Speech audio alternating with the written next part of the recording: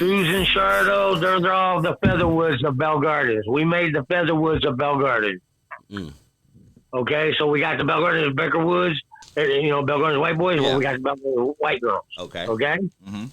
There's Susan, Shannon, and Janet Charlo are the original Featherwoods of Bell Gardens. Mm. For the Bell Gardens white boys. Okay. Whatever we had them do, they did it. You know that movie called Play Misty? Uh-huh. Yep. Okay, well, that's what our girls did for us. Mm. We send them out. We send them out on missions and tie up the guy, and then we go in and rob them. Yeah. We dress them up in little skirts and shit, make them look pretty. Got them.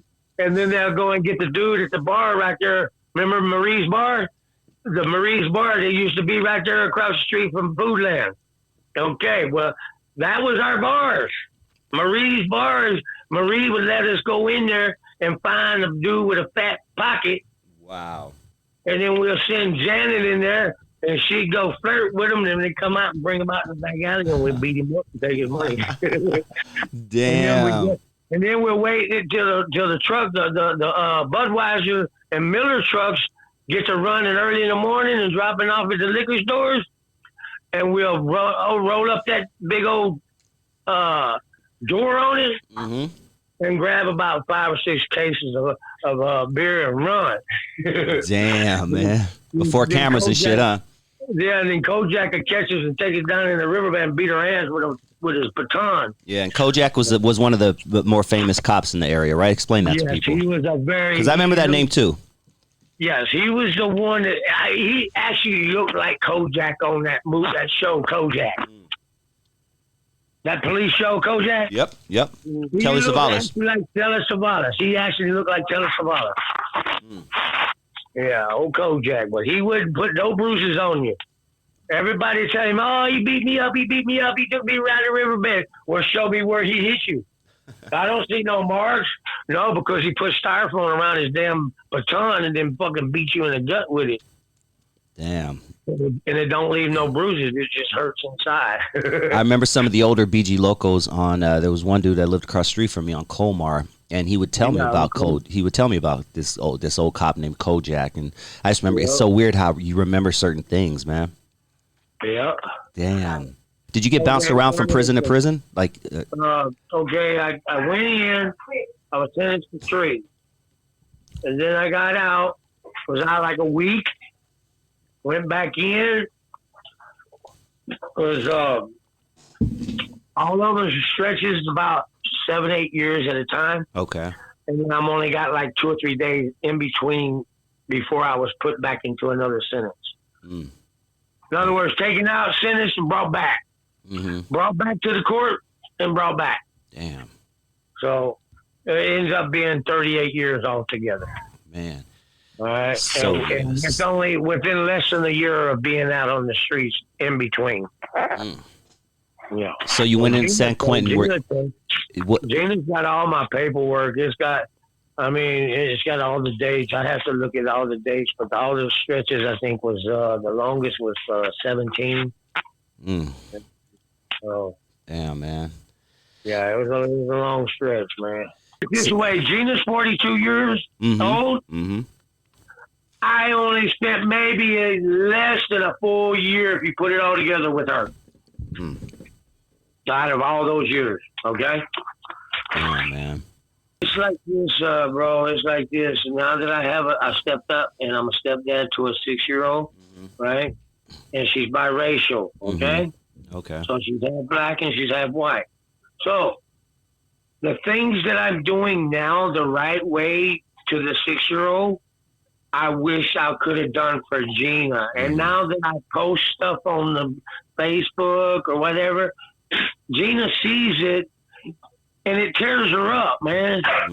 Because her daddy wasn't there for her to do that to her. You know what I mean? Yeah. So I messed up when I was a kid, and I mean, all I can do is ask God for forgiveness. You know what I mean? And I know she loves me, and I love her, but I just, in my addiction, I didn't care about nothing. I didn't know how to be a dad. I didn't know how to be a father. I didn't even know how to be myself. You know, Mm-hmm. all I was in my addiction on the methamphetamines, and I couldn't stop it. It was controlled me, and I didn't matter about nothing. I was one of the main things that you call a narcissist. Oh, okay. Okay, do you know what a narcissist is? Like a person who only cares about themselves. Exactly, and everything else I'm going to hurt in between. Yeah. All right, I don't care if you're my mother, my sister, my daughter, my kid. I don't care. If I something I want, I'm going to make sure I'm gonna get it whether I hurt you or not.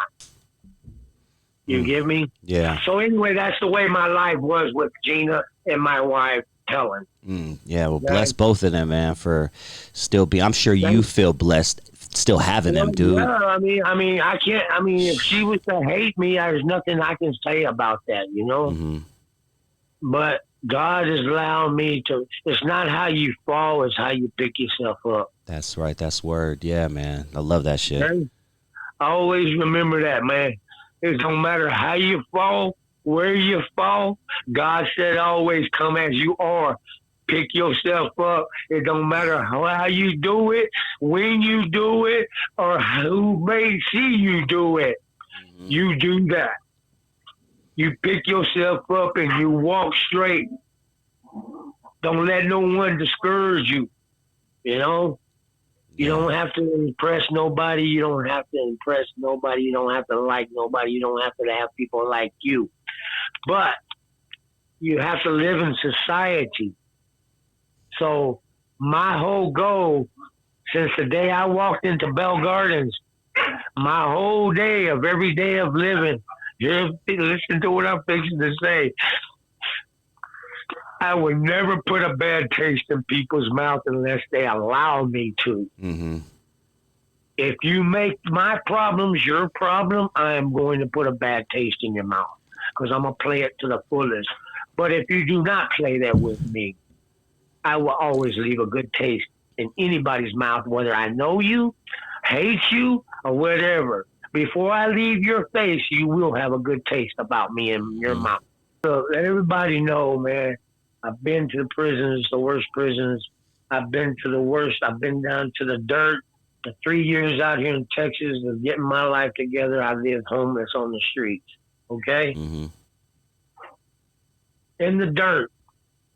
Just let people know, man, that when you really, really need help, you sit down and you ask God one time. You ask God one time and you leave that prayer alone and you don't pray on it again. Because if you keep praying on it, it's never going to happen. Mm. So you set a prayer and you let God put that in your hands. Mm.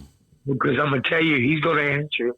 Because he made me live all this life for 59 years because I believed in God. And he kept me safe, walking every day. And here I am telling you about it. Okay? Because I never stopped believing in my Lord. And I was a dangerous motherfucker. I kill a motherfucker just as quick as I can motherfucking make you happy. You get me? Mm-hmm. So I ain't never killed a person, never will kill a person, never will take a life. But if you make me hurt you, I will hurt you. Mm-hmm.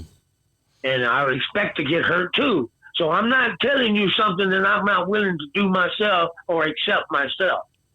Right. You know what I mean? Because just as much as I can sit here and talk doo-doo, the next person can sit here and talk doo-doo too. And just as much as I can say I can beat that man up, that man could just beat me up just like I can. So if you're going to give an ass whooping, you better take one.